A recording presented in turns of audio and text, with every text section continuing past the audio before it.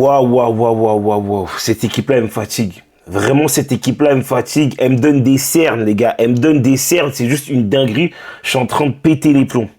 Salut les fumiers. J'espère que vous allez bien. Match nul du Real Madrid face à Elche. 2-2. Il fallait impérativement gagner ce match-là. Et malheureusement, tu fais match nul face à cette équipe de Elche. Et donc, du coup, le FC Barcelone revient à 1 point. Et c'est inquiétant. Cette équipe du Real Madrid est très très inquiétante. Il faut absolument qu'on en parle. Franchement, ça me rend dingue. Ça me rend dingue à tel point on est trop nul. On est trop nul. Et aujourd'hui, je suis désolé, hein. Tu sais, on a beau parler du coach, mais pour moi, il y a un gros problème avec les joueurs parce que je ressens aucune envie sur le terrain. Clairement, je vous dis la vérité, je ressens aucune envie. Parce que quand tu démarres ce match-là, déjà, quand tu tombes sur la formation, tu dis, ah, la formation, elle est intéressante. Je vous mets la formation juste ici, tu joues un 3-4-3, voire un 3-5-2. En fait, vous dites, en fait, c'est comme vous voulez. Mais en tout cas, tu joues avec 3 défenseurs, 4 milieux de terrain selon moi, et avec 2 attaquants, si ce n'est 3 attaquants, parce qu'on sait que Jude Bellingham, c'est un joueur qui joue très haut. Dès que tu vois ça, tu te dis, ok, c'est cool. Tu te dis, c'est cool, ok, on revient sur les fondamentaux, entre guillemets, de la Coupe du Monde des clubs. On sent que Xabi Alonso veut mettre ça en place. Tu vois que Vinicius n'est pas sur le terrain. Tu vois que Valverde n'est pas sur le terrain. On voit que Asensio est titulaire. On voit que Fran Garcia est titulaire. On voit que le coach a fait des choix forts. Alors, je pense que le fait que Valverde et Vinicius ne soient pas titulaires, je pense pas que ce soit une sanction. Je pense surtout que c'est une histoire de fatigue. Parce que faut pas oublier qu'on va enchaîner énormément de matchs à la suite et surtout beaucoup de matchs à l'extérieur. Donc moi, quand je vois les joueurs sur le terrain, en tout cas le 11, quand tu vois Mbappé, Rodrigo, Bellingham, Garcia, Dani Ceballos, Güler, Trent Alexander-Arnold qui revient, Asensio, à qui on donne cette confiance-là, je me dis, ok, c'est intéressant. Je me dis que c'est intéressant. Et globalement, j'ai envie de vous dire que sur toute la première mi-temps, ça va. Le Real Madrid n'a pas été catastrophique, mais même si tu n'as pas été catastrophique, excuse-moi, on a ressenti énormément de lacunes et surtout défensivement.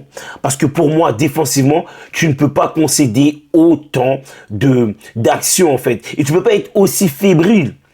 Et à commencer par Dean Huijsen.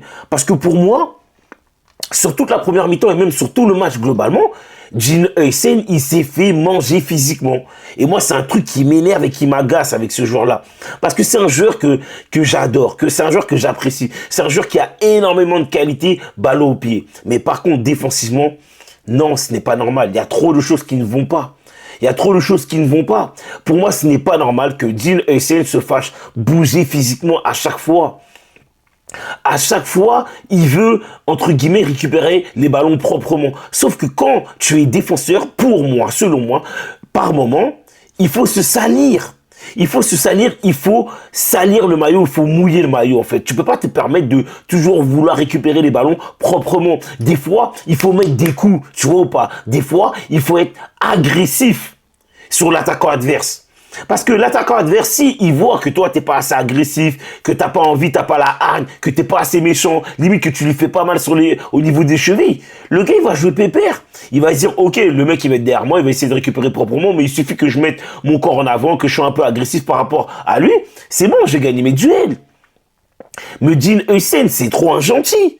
Alors, merci pour le but que tu mets, parce que du coup, ça nous remet un peu dans le bon sens, entre guillemets, et je mets bien des guillemets, mais sinon, défensivement, Dean Huijsen a montré trop de lacunes aujourd'hui.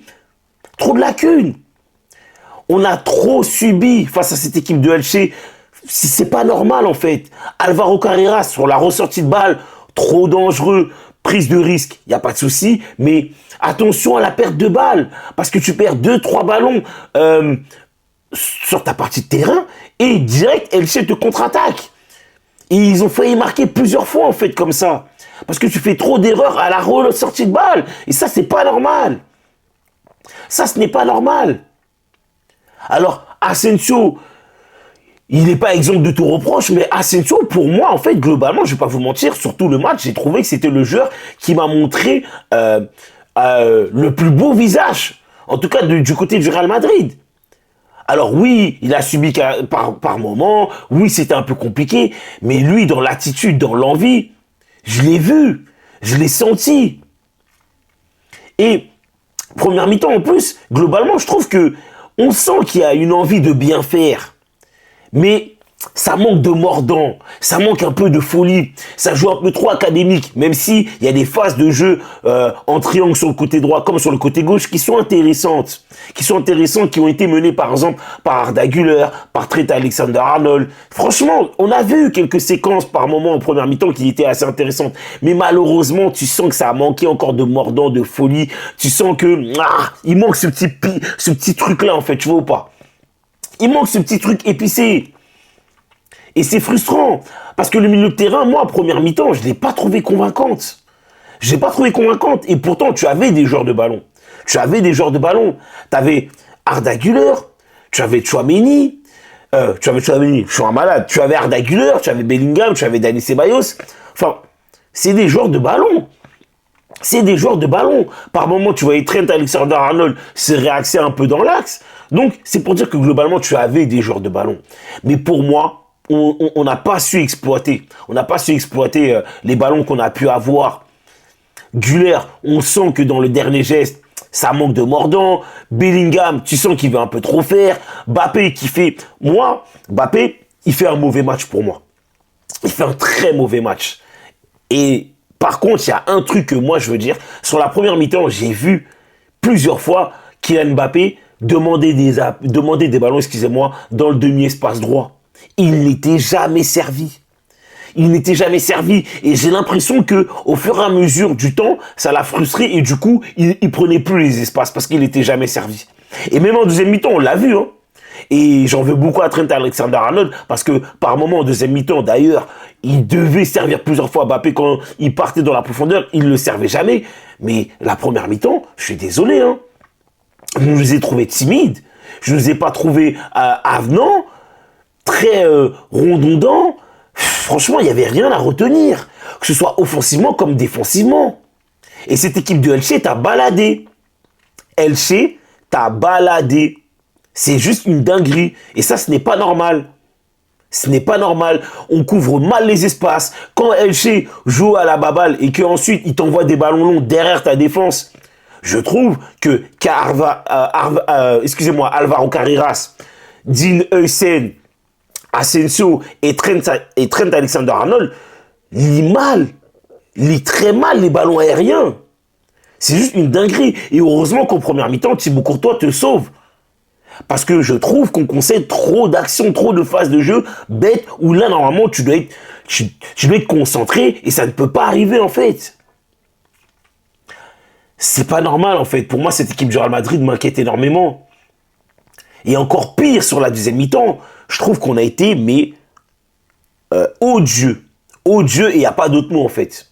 La deuxième mi-temps, il faut jamais le montrer dans une école de foot.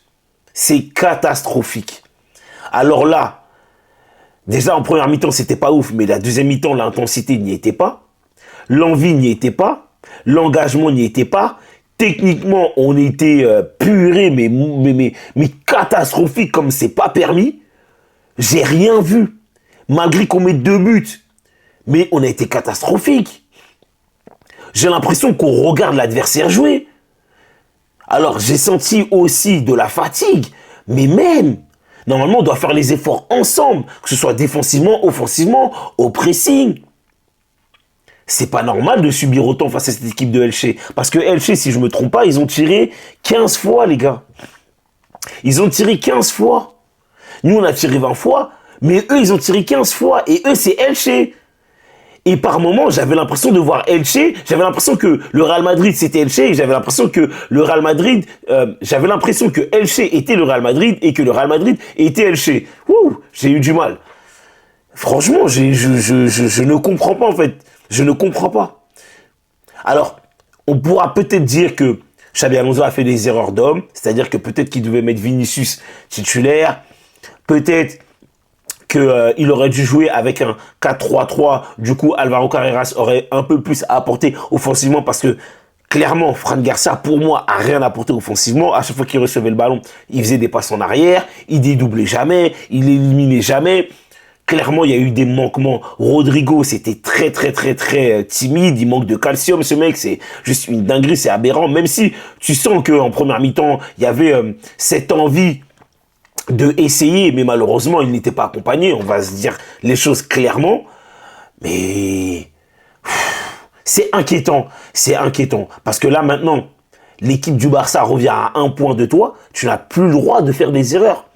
Parce que quand tu vois l'équipe du Barça qui là, excusez-moi, sont lancés, je pense qu'ils vont lâcher aucun point. Et toi, tu dois lâcher aucun point.